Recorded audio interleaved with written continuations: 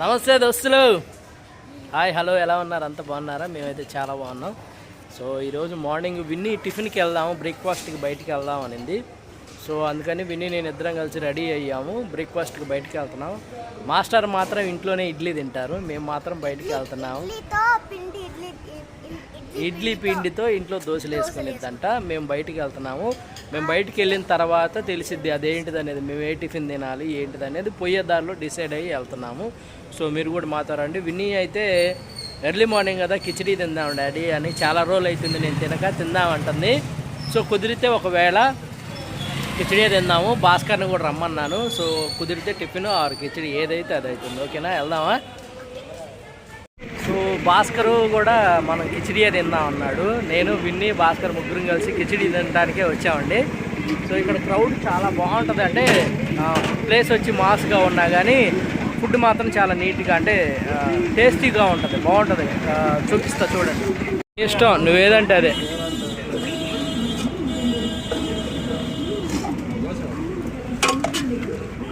So ఇది వచ్చేసి place అండి, లోపల చూస్తాను చూడండి. అంటే బయట సిట్టింగ్ ఉంది, లోపల కూడా సిట్టింగ్ ఉంటుంది. లోపల కూడా చూస్తాను ఒక నిమిషం.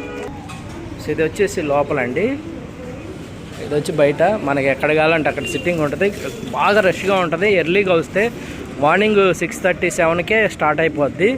సో ఫుల్గా ఉంటారు, ఎక్కువ క్రౌడ్ ఉంటుంది. ఇక 10 or 11 అయితేనేసరికి ఇక క్లోజ్ అయిపోద్ది అనమాట. చూడండి, వెహికల్స్ కూడా వేసుకొని వచ్చి తినిపోతూ ఉంటారు. నేను దోశ విత్ చికెన్ కర్రీ చారువా తీసుకున్నాను. విన్నీ వచ్చేసి కిచిడియా తీసుకుంది. భాస్కర్ కూడా దోశ విత్ చారు చికెన్తో తీసుకున్నాము. సో ఇది ఫినిష్ చేసిన తర్వాత అప్పుడు కుదిరితే మళ్ళీ కిచిడీలోకి వెళ్ళిపోతాం మేము. ఏమంటావు? సో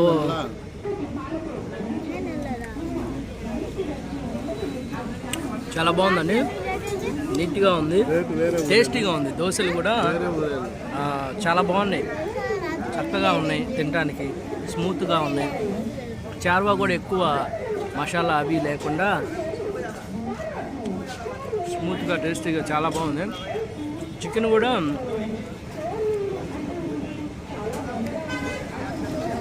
బాగుంది, ఎక్కువ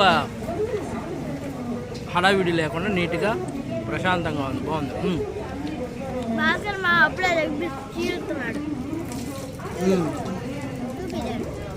లెగ్ పీస్ వేసేస్తున్నాడంట భాస్కర్. సో మేమైతే తింటున్నాం. విన్నీ చాలా రోజులు తీసుకొచ్చి విన్నీని ఇలా బయటికి తీసుకొచ్చి, అంటే ఇలాంటి ప్లేసులకి బయట టిఫిన్లు అంటే చేస్తాం కానీ ఇలాంటి కిచిడీలు ఇవేనని తక్కువ, అంత హెల్దీ కాదు. బట్ కాకపోతే బతుకుంది ఎందుకంటే తినడానికి అన్నీ తినాలిగా, తప్పదు. అన్నీ తినాలా, ఎంజాయ్ చేయాలా, ఆ తర్వాతే ఏదైనా. ఓకేనా, ఎక్సర్సైజ్లే, డైట్లే, తినేదే అన్నీ దేని దానికే ఉండాలి. ఏమంటారు? సో మనం తినేసి తర్వాత మళ్ళీ వేరే స్టార్ట్ చేద్దాం. సో మేము ఇక టిఫిన్ తిని వచ్చామండి. మామూలుగా ముగ్గురు మనుషులు పోయి టిఫిన్ బయట తింటే ఒక 50 రూపాయలు 100 రూపాయలు టిఫిన్ ఖర్చు అయింది. సో ఈరోజు బయట కిచిడి చారువా దోశలుగా 400 అయింది ముగ్గురికి.